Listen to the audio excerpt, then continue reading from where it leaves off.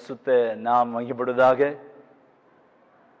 இந்த ஆராதனையை கர்த்தாமே பொறுப்படுத்தி நடத்தும்படியாய் நாம் கண்களை மூடி ஜெபம் பண்ணுவோம். எங்கள் பரிசுத்தமுள்ள அன்பின் தகப்பனே, ஆசீர்வதிக்கப்பட்ட மகிழ்ச்சி நிறைந்த இந்த ஞாயிறு கால வேலைக்காக நம்மை துதிக்கின்றோம். இந்த பரிசுத்த ஆராதனை கருத்திலே கொடுக்கணும். கர்த்தர் இந்த ஆராதனை முற்றிலும் பொறுப்படுத்தி நடத்த ஜெபிக்கின்றோம். உம்முடைய பிரசன்னம் எங்களோடு கூட இருக்க கெஞ்சுகிறோம். இந்த ஆராதனை ஒவ்வொருக்கும் ஆசீர்வதித்தாரும். இயேசுவின் நாமத்தில் பிதாவே, ஆமென்.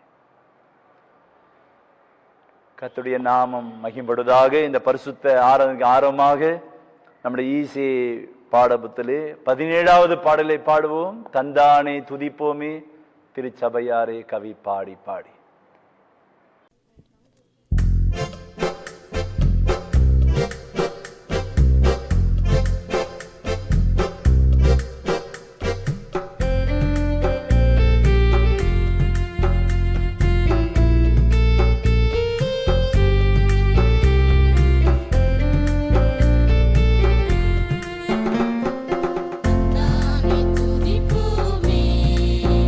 திருசபையாரே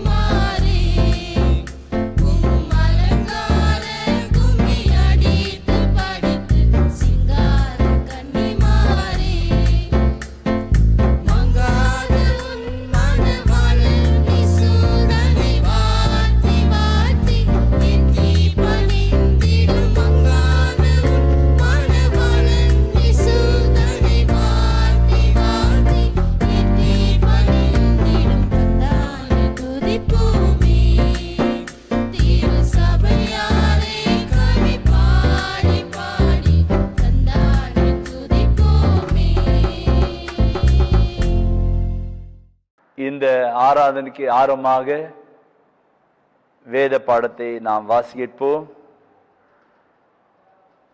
அப்போஸ்தலர் நடபடிகள் 1ஆம் அதிகாரம் வசனங்கள் 1 முதல் 12 வரை போதனமா அவர்கள் வந்து வாசிப்பார்கள். அப்போஸ்தலருடைய நடபடிகள் 1ஆம் அதிகாரம் வசனங்கள் 1 துவங்கி 12 முடிய. அப்போஸ்தலர் 1ஆம் அதிகாரம் வசனங்கள் 1 துவங்கி. தெயோப்பிலுவே, இயேசுவானவர் தாம் தெரிந்து கொண்ட அப்போஸ்தலருக்கு பரிசுத்த ஆவியினாலே கட்டளையிட்ட பின்பு அவர் எடுத்துக்கொள்ளப்பட்ட நாள் வரைக்கும் செய்யவும் உபதேசிக்கவும் தொடங்கின எல்லாவற்றையும் குறித்து முதலாம் பிரபந்தத்தை உண்டு பண்ணினேன்.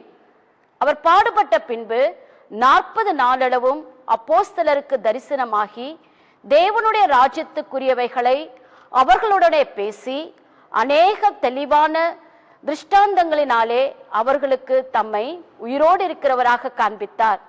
அன்றியும் அவர் அவர்களுடனே கூடி வந்திருக்கும் போது அவர்களை நோக்கி, யோவான் ஜலத்தினாலே ஞானஸ்நானம் கொடுத்தான், நீங்கள் சில நாளுக்குள்ளே பரிசுத்த ஆவியினாலே ஞானஸ்நானம் பெறுவீர்கள்.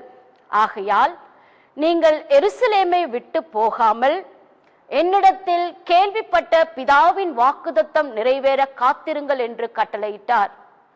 அப்பொழுது கூடி வந்திருந்தவர்கள் அவரை நோக்கி, ஆண்டவரே, இக்காலத்திலா ராஜ்யத்தை இஸ்ரவேலுக்கு திரும்ப கொடுப்பீர் என்று கேட்டார்கள்.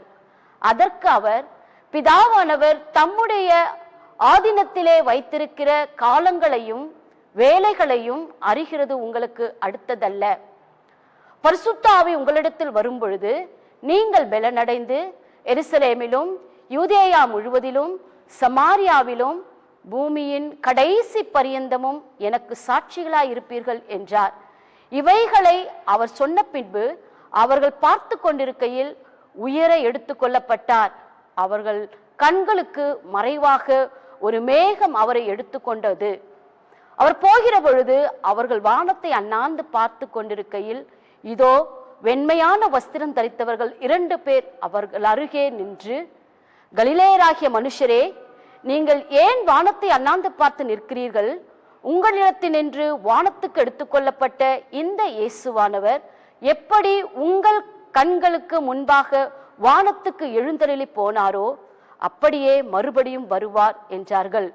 அப்பொழுது அவர்கள் எருசலேமுக்கு சமீபமாய் ஒரு ஓய்வு நாள் பிரயாண தூரத்தில் இருக்கிற ஒலிவமலை எண்ணப்பட்ட மலையிலிருந்து எருசலேமுக்கு திரும்பி போனார்கள். வாசிக்கும்படியாய் தெரிந்து கொள்ளப்பட்டதான வேத பகுதி வாசித்தாயிற்று. கிறிஸ்துவே உமக்கே மகிமை உண்டாவதாக. ஆமேன். நாம் கண்களை மூடி கர்த்தர் நன்றியோடு ஸ்தோத்திரிப்போம். என் மீது அன்பு கூர்ந்து பலியானி சிலுவையிலே எனக்காய் இரத்தம் சிந்தி கழுவினீர் குற்றம் நீங்க பிரித்தெடுத்தீர் பிறக்கும் முன்னார் உமக்கென்று வாழ்ந்திட ஆராதனை உமக்கே அனுதினமும் உமக்கே ஆராதனை உமக்கே அனுதினமும் உமக்கே. பிதாவானே என் தேவனே தகப்பனே என் தந்தையே, பிதாவானே என் தேவனே தகப்பனே என் தந்தையே, மாட்சிமையும் மகத்துவமும் உமக்கு தானே என்றென்றைக்கும். மாட்சிமையும் மகத்துவமும் உமக்கு தானே என்றென்றைக்கும். வல்லமையும் மகிமையும் தகப்பனே உமக்கு தானே.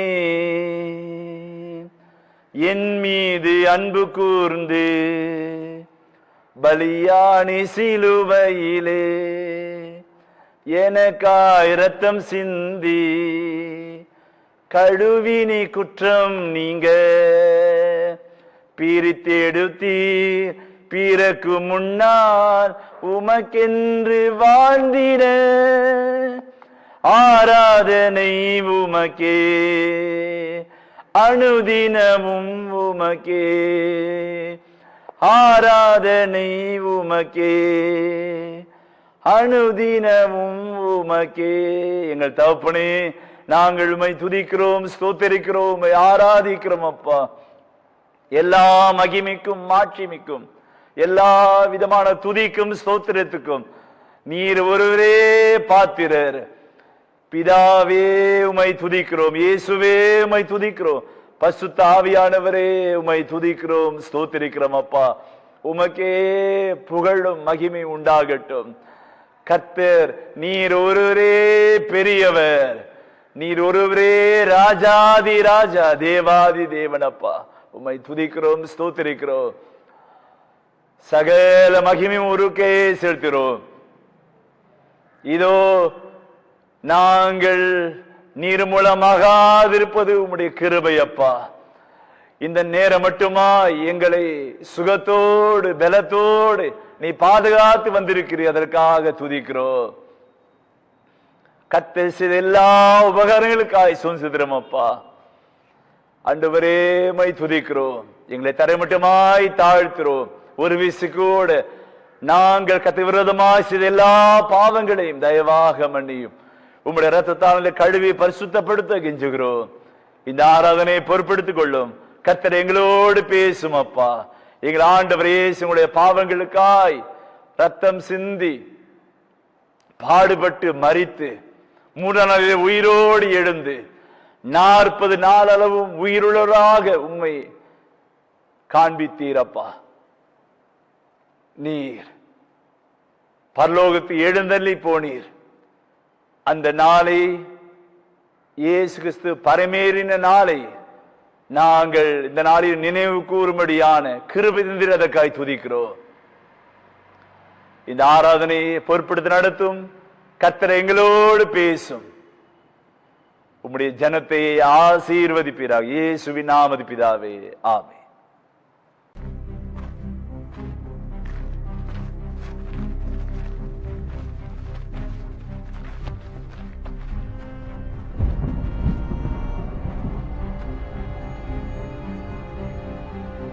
You will be my witnesses in Jerusalem and in all Judea and Samaria and to the ends of the earth.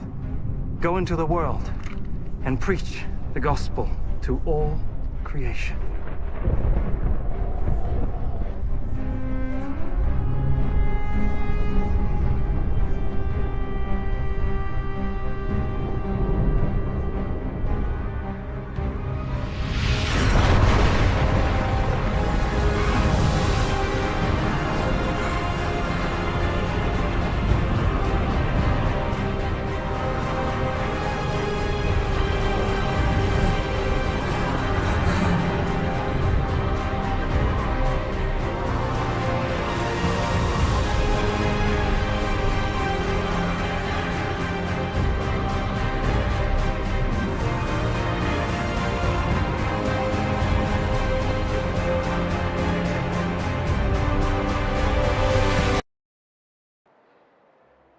கர்த்தருடைய பரிசுத்த நாமத்துக்கு மகிமுண்டாதாக.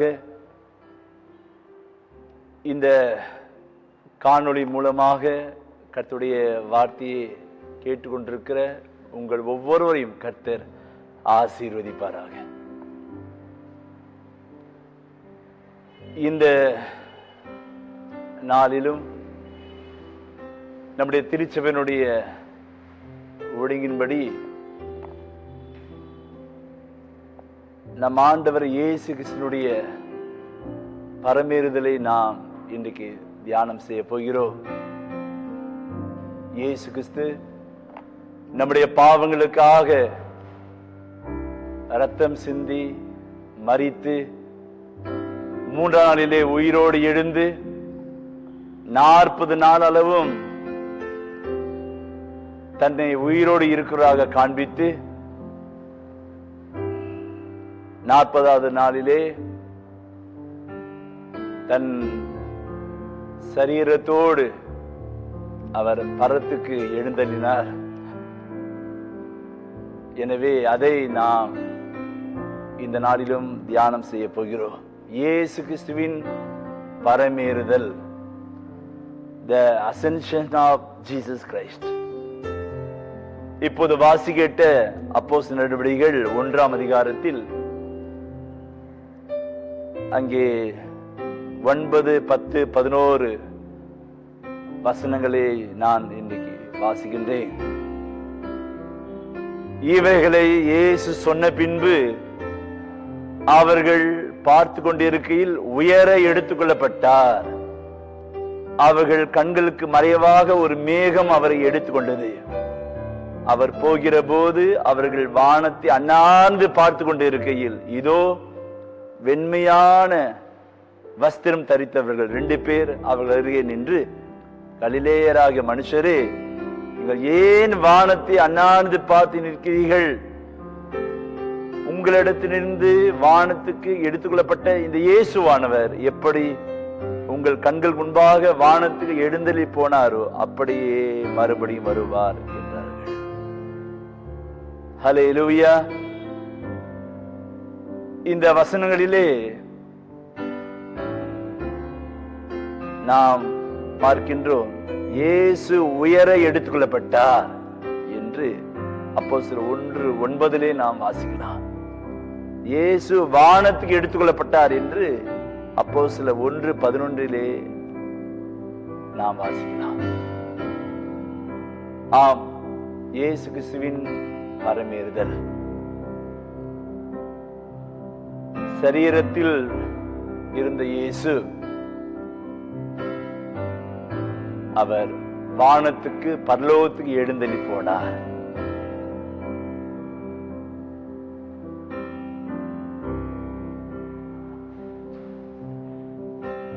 இயேசு கிறிஸ்து பரமேறினார்.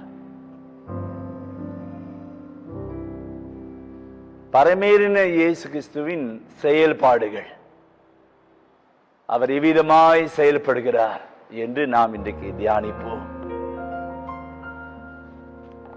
முதலாவதாக எபிரேயர் 12ஆம் அதிகாரம்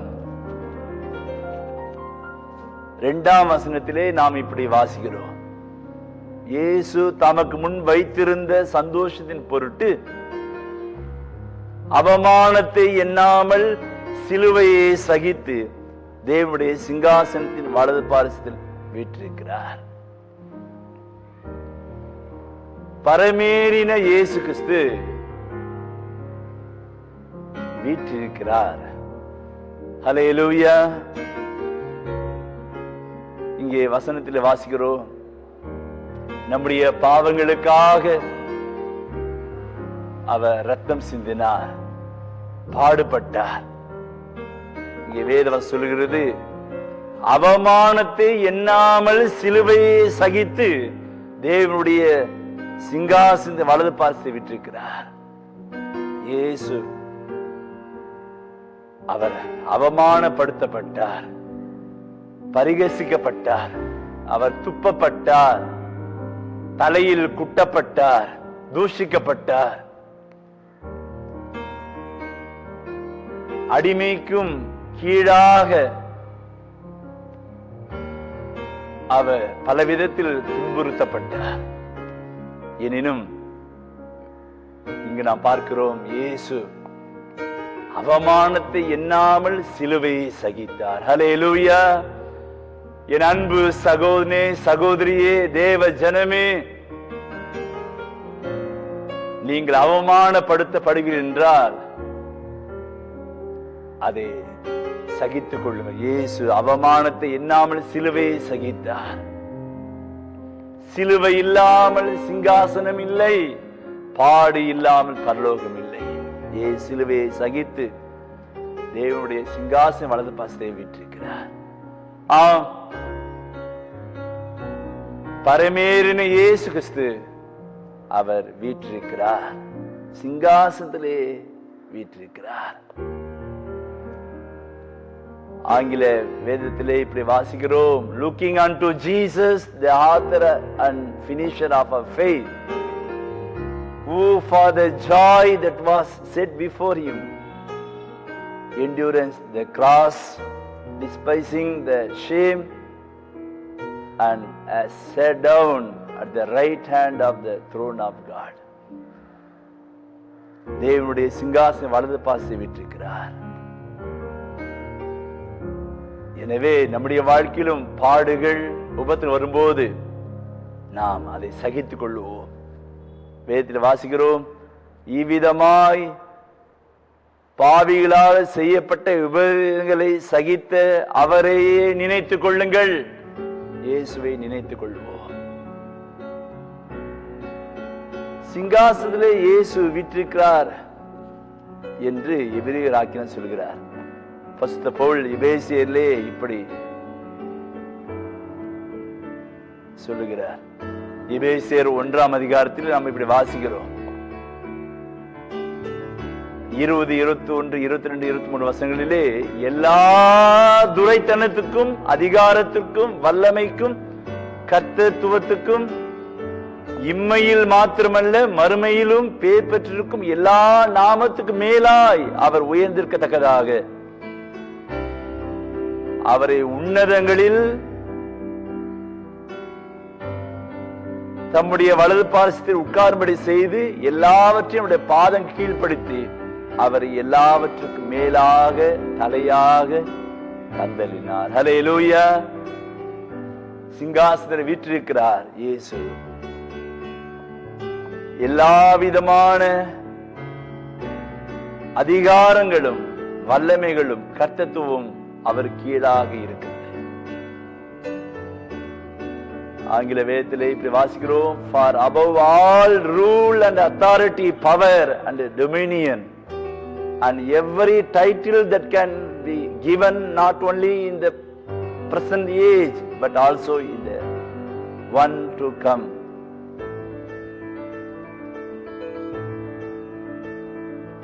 அதிகாரங்களும் கொள்கைகளும் சட்டங்களும்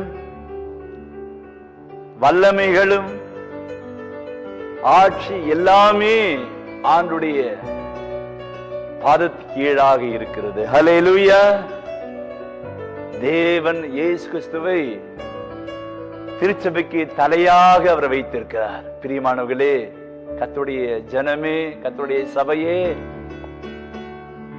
வாலிபரே, கன்னிகையே, இயேசு நம்முடைய தலைவர். எனவே நாம் தைரியமாய் சொல்லுவோம், நம்முடைய தலை இயேசு என்று சொல்லுவோம். பிதாவாகிய தேவன் இயேசுவை தலையாக உயர்த்தினார். அவரே நாம் மகிமைப்படுத்துவோம். இயேசுவே நம்முடைய தலைவர், அவரே நம்முடைய தலை, அவருக்கே கனம் உண்டாகட்டும். நம்முடைய தலைக்கு எந்த கனம் வேண்டாம். இயேசு கிறிஸ்துவாகிய தலைக்கு, தலைவருக்கே எல்லா கனமும் மகிமையும் உண்டாகட்டும். பரமேறின இயேசு கிறிஸ்து வீற்றிருக்கிறார். 1 பேதுரு 3:22 அப்போஸ்தலனாகிய பேதுரும் இதை சொல்கிறார். அவர் பரலோகத்துக்கு போய் தேவனுடைய வலது பாசத்தில் வீற்றிருக்கிறார். தேவ தூதர்களும் அதிகாரங்களும் வல்லமைகளும் அவருக்கு கீழ்பட்டிருக்கிறது. பிரியமானவர்களே, ஜெய கிறிஸ்துவாய் சிங்காசனம் வீற்றிருக்கிறார். 2வது, பரமேறின இயேசு கிறிஸ்து விண்ணப்பம் பண்ணுகிறார். எபிரேயர் 7ஆம் அதிகாரத்தில் இப்படி வாசிக்கிறோம், மேலும் தமது மூலமாய் தேவனிடத்தில் சேருவதற்காக வேண்டுதல் செய்யும்படிக்கு அவர் எப்போதும் உயிரோடு இருக்கிறவராகியால் அவர்களை முற்றுமுடிய ரட்சிக்க வல்லவராய் இருக்கிறார். சிங்காசன வீற்றிருக்க இயேசு நமக்காக விண்ணப்பம் செய்கிறார், வேண்டுதல் செய்கிறார். பிரியமானவர்களே, பிதா வலது பாசத்தை வீற்றிலிருந்து உங்களுக்காக எனக்காக இயேசுவின் மூலமாய் பிதாவிடத்திலே சேருகிற ஒவ்வொருவருக்காகவும் இயேசு கிறிஸ்து விண்ணப்பம் பண்ணுகிறார், வேண்டுதல் செய்கிறார். ஹல்லேலூயா. எனக்காக ஜெபிக்க ஒருவருமே இல்லையே, எனக்காக யார் வேண்டுதல் செய்வார்கள் என்று நீங்கள் கலங்கி கொண்டிருக்கலாம். பிரியமானவர்களே, இயேசு கிறிஸ்து உங்களுக்காக ஜெபிக்கிறார், வேண்டுதல் செய்கிறார். அவர் உயிரோடு இருக்கிறார், உங்களுக்காக வேண்டுதல் செய்கிறார். எனவே உங்களை முற்றும் முடிய அவர் ரட்சிக்க வல்லவராய் இருக்கிறார். Therefore he is able to save completely those who come to God through him, because he always lives to intercede for them. எப்போதும் உயிரோடு இருக்கிற ஆகியால் அவர்களை முற்றுமுடிய ரட்சிக்க வல்லவராய் இருக்கிறார். கிறிஸ்துவ வாழ்க்கையிலே போராட்டம் உண்டு, எனினும் உங்கள் விசுவாசம் ஒழிந்து போகாதபடி உங்களுக்காக இயேசு வேண்டி செய்கிறார். அவருடைய ஜனங்கள் அவருக்குள்ளே ஒன்றாய் இருக்கும்படியாக, நம்முடைய ஐக்கியத்திற்காக, நம்முடைய விசுவாச வாழ்க்கைக்காக நிலைத்து நிற்கும்படியாக நமக்காக இயேசு வேண்டுதல் செய்கிறார். எபிரேயர் 7ஆம் அதிகாரம் 26ஆம் வசனம் இப்படி சொல்கிறது, பரிசுத்தரும் குற்றமற்றவரும் மாசில்லாதவரும் பாவிகளுக்கு விலகினரும் வானங்களிலும் உயர்ந்தவருமாயிருக்கிற இவ்விதமான பிரதான ஆசாரியரே நமக்கு ஏற்றராயிருக்கிறார். பாருங்கள், பிரதான ஆசாரியனை போல் இயேசு நமக்காக தேவனிடத்தில் பரிந்து பேசுகிறார். நாம் பாவம் செய்யும் போதெல்லாம் நமக்காக பரிந்து பேசுகிறார். பிதாவே, இந்த மகனுக்காக நான் ரத்தம் சிந்திருக்கிறேன், பாவங்களை மன்னி. இந்த மகளுக்காய் நான் மரித்திருக்கிறேன், ரத்தம் சிந்திருக்கிறேன், இவனை மன்னியும் என்று நம்ம ஒவ்வொருக்காக அவர் பரிந்து பேசுகிறார். ஆம், பரமேறன இயேசுவினுடைய செயல்பாடுகள், முதலாவது அவர் வீற்றிருக்கிறார், இரண்டாவது அவர் விண்ணப்பம் பண்ணுகிறார், மூன்றாவது வாசம் பண்ணுகிறார். மத்தேயு 28ஆம் அதிகாரம் 18 முதல் 20 வசனங்களிலே நாம் இப்படி வாசிக்கிறோம். உயிர்த்தெழுந்த இயேசு கிறிஸ்து பரலோகத்துக்கு எடுத்துக்கொள்ளப்படும் முன்பாக சிஷ்யர்களை அவர் அழைத்து சொன்ன இந்த பிரதான கட்டளை, வானத்திலும் பூமியிலும் சகல அதிகாரம் கொடுக்கப்பட்டிருக்கிறது, ஆகையால் நீங்கள் உலகமெங்கு புறப்பட்டு போய் சகல ஜாதிகளும் சிஷ்யராக்கி பிதா குமார் பரிசுத்தாவின் ஞானஸ்நானம் கொடுத்து நான் உங்கள் கட்டிட்ட யாவையும் அவர்கள் கை கொள்ளும்படி அவர்கள் உபதேசம் பண்ணுங்கள். இதோ உலகத்தின் முடிவு பெறும் சகல நாட்கள் நான் உங்களுடனே கூட இருக்கிறேன் என்று சொல்வதை பார்க்கிறோம்.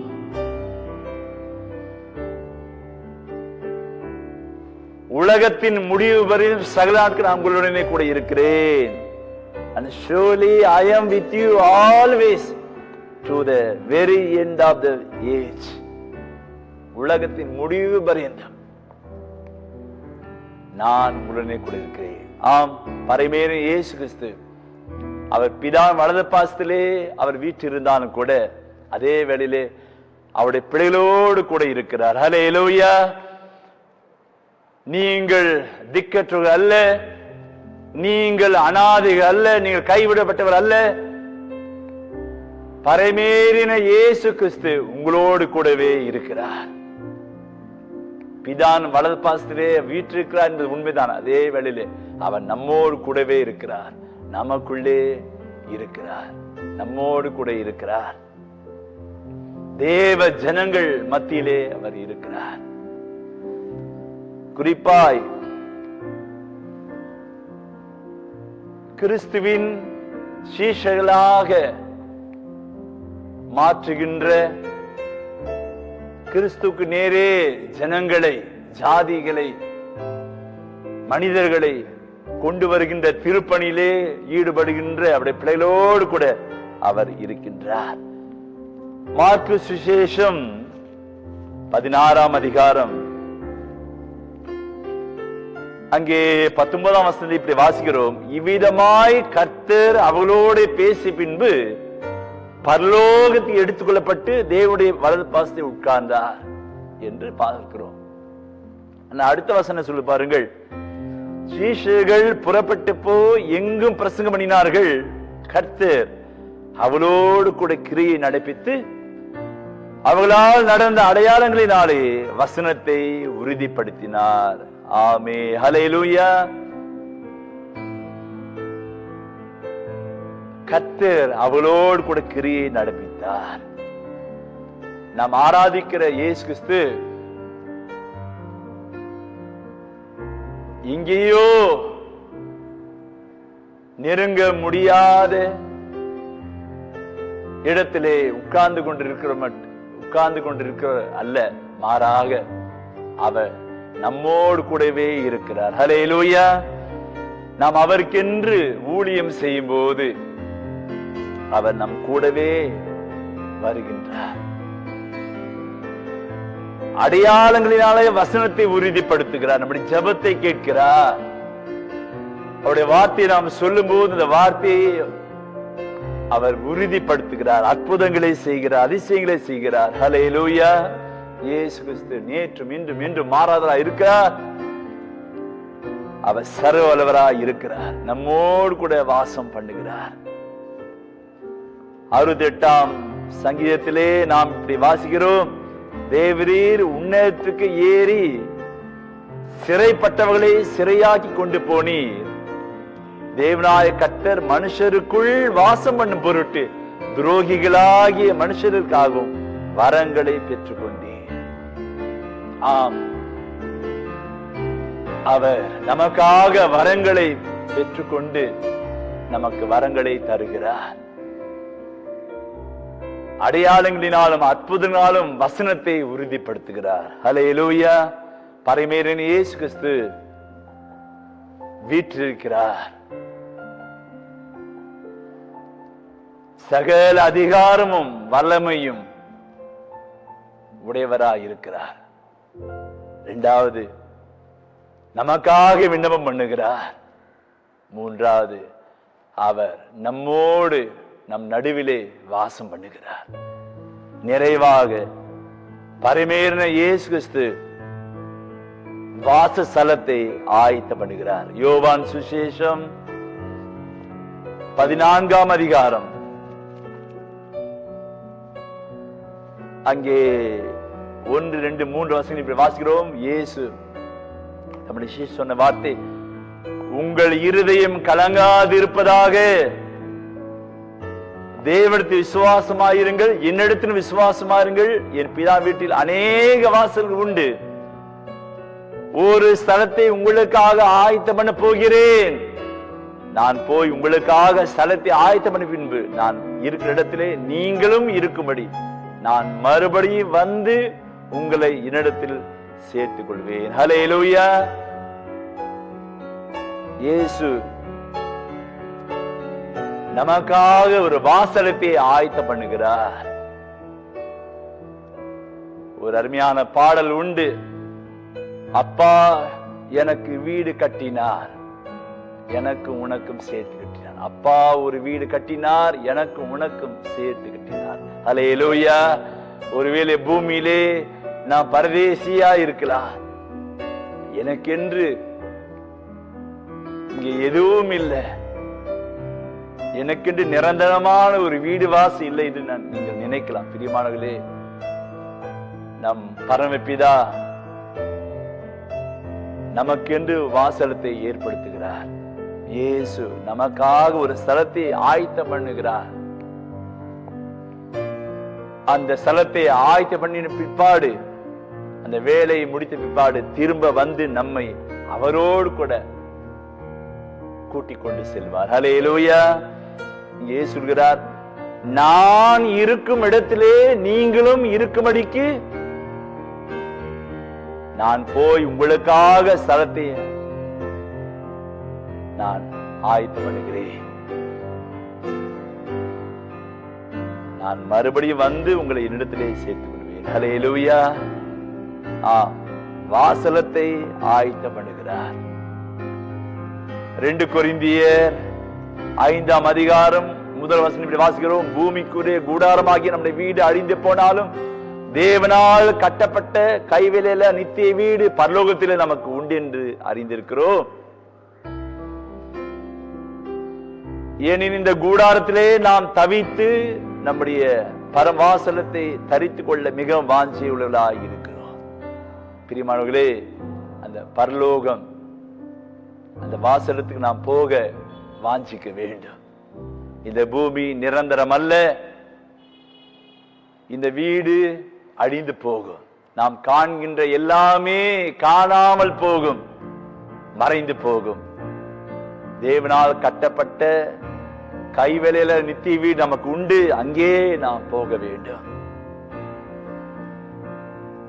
2 Corinthians 5:8 நாம் தைரியமாகவே இருந்து தேகத்தை விட்டு குடி போகும் கத்தடத்திலே குடியிருக்கும் அதிகமாய் விரும்புகிறோம். அது நிமித்தம் நாம் சரீரத்திலே குடியிருந்தால் குடியிராமல் போனாலும் கர்த்தருக்கு பிரியமானவர்களாய் இருக்க நாடுகிறோம். ஆம், நம்முடைய குடியிருப்பு பரலோகத்தில் இருக்கிறது. அங்கே இருந்து கிறிஸ்து வர நாம் எதிர்பார்த்து கொண்டிருக்கோம் என்று பிலிப்பியர் 3:20 வாசிக்கிறோம். எனக்கு அன்பானவர்களே, கர்த்தருடைய பிள்ளைகளே, இயேசு கிறிஸ்துவின் பரமேறுதலை நாம் தியானிக்கின்ற இந்த வேளையிலே பரமேறு இயேசு கிறிஸ்து செயல்படுகிறார் இருக்கிறார். அவர் வீற்றிருக்கிறார். அவர் விண்ணப்பம் பண்ணுகிறார். அவர் வாசம் பண்ணுகிறார். அவர் வாசலத்தை ஆயத்தம் பண்ணுகிறார். எனவே நம்மை கர்த்தருக்கு ஒப்பு கொடுப்போம். கர்த்தருடைய நாளுக்காக நாம் ஆயத்தப்படுவோம். அன்றைக்கு அந்த தேவ தூதர்கள் இதுதான் சொன்னார்கள், இந்த இயேசு வானத்துக்கு எப்படி உங்களுக்கு முன்பாக எழுந்தெளி போனாரோ அப்படியே மறுபடியும் வருவார் என்று சொன்னார்கள். இயேசு மறுபடியும் வரப்போகிறார், சீக்கிரமாய் வரப்போகிறார். நாம் அவரை சந்திக்க ஆயத்தப்படுவோம். கர்த்தர் ஒவ்வொருவரையும் ஆசீர்வதிப்பாராக. ஆமென். ஜெபம் பண்ண கடவோம். எங்கள் பரிசுத்தமுள்ள அன்பின் தகப்பனே, இந்த கால வேளையிலும் உம்முடைய சமூகத்தில் வந்திருக்கிறோம். எங்கள் ஆண்டவர் இயேசு, நீர் பரலோகத்துக்கு எழுந்தள்ளி போனீர். பிதாவின் வலது பாசத்திலே வீற்றிருக்கிறீர். சகல அதிகாரமும் வல்லமையும்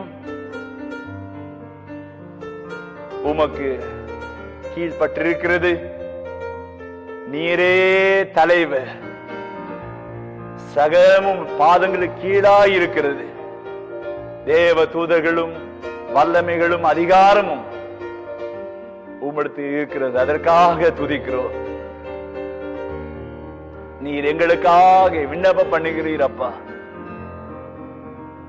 நீர் எங்கள் நடுவிலே வாசம் செய்கிறீர்.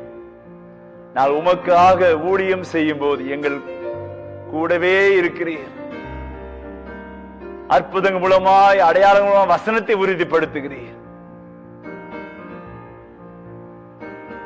நீ எங்களுக்காக ஒரு வாசலத்தை ஆயத்தம் பண்ணுகிறீர். நீ சீக்கிரமாய் வரப்போகிறீர் அப்பா. நீர் வந்து நீர் எங்களை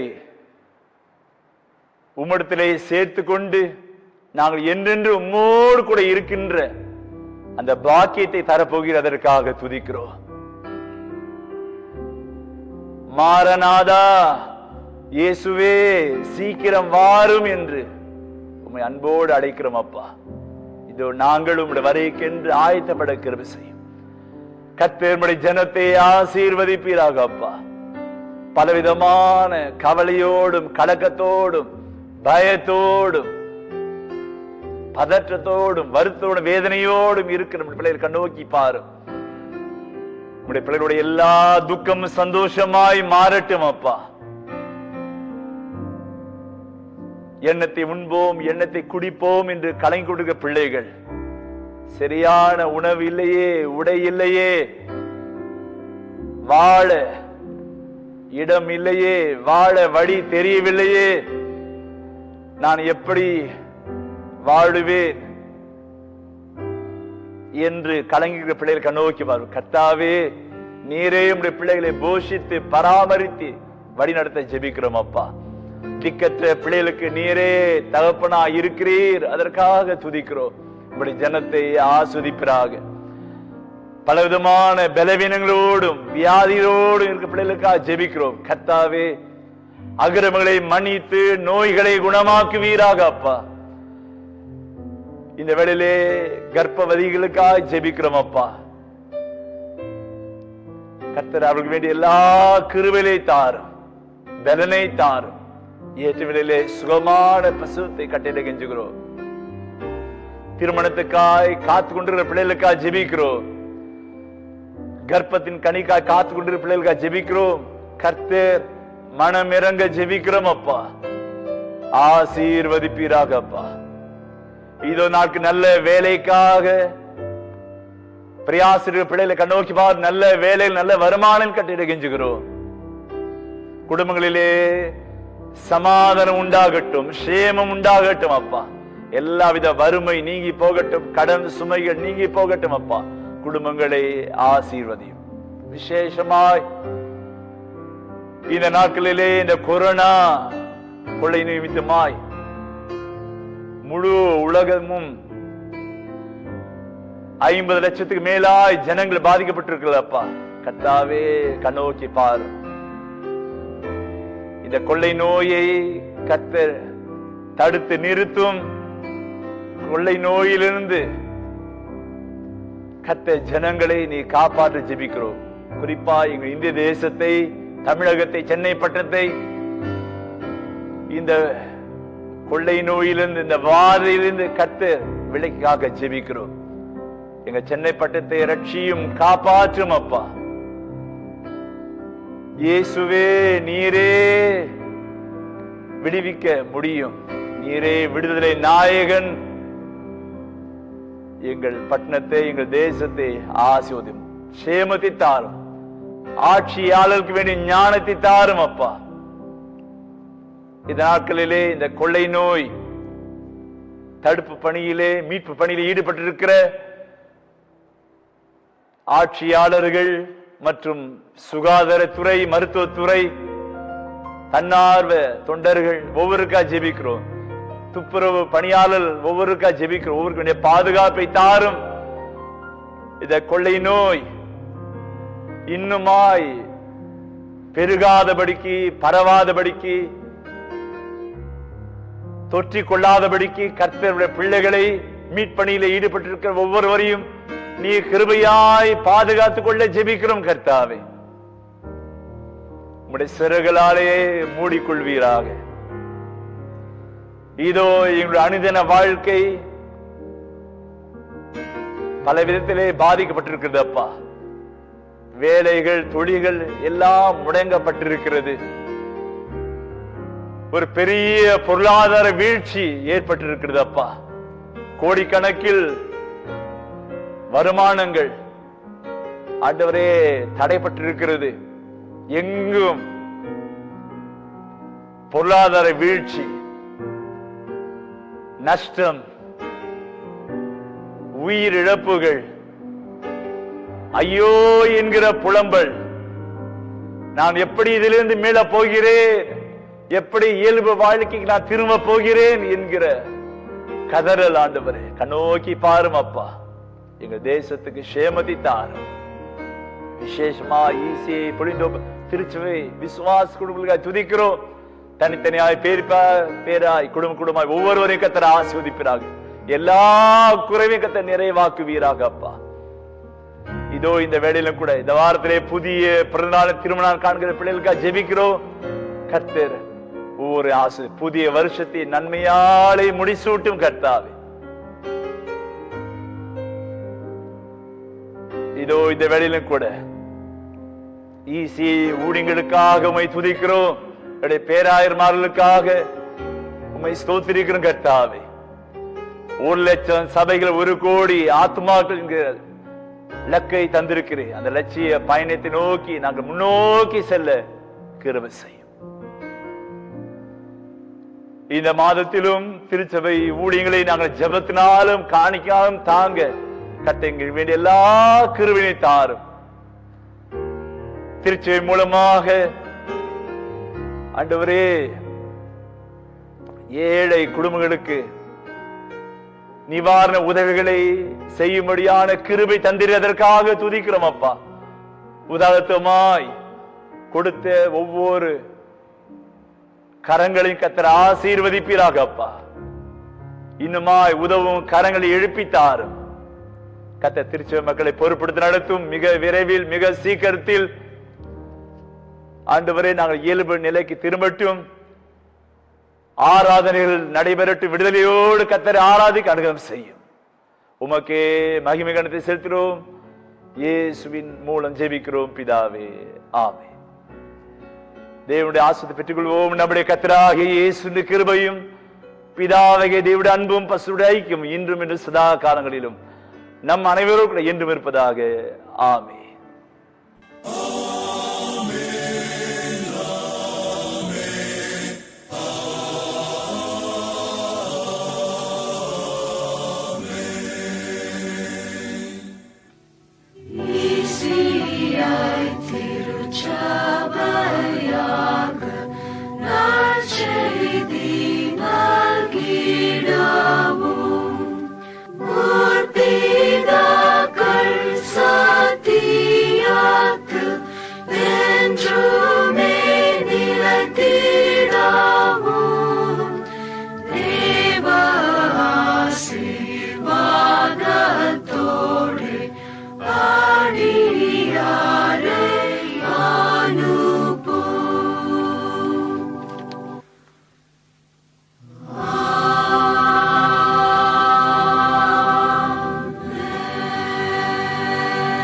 யாவது செய்து ஜெபம். என் ஆத்துமாவே கர்த்தரை ஸ்தோத்திரி, என் முழு பரிசுத்த நாமத்தை ஸ்தோத்திரி. என் ஆத்துமாவே கர்த்தரை ஸ்தோத்திரி, கர்த்தர் செய்த சகல உபகாரம் மறவாதே. ஆமென். கர்த்தர் ஒவ்வொருவரையும் ஆசீர்வதிப்பாராக. ஆமென். ஹல்லேலூயா.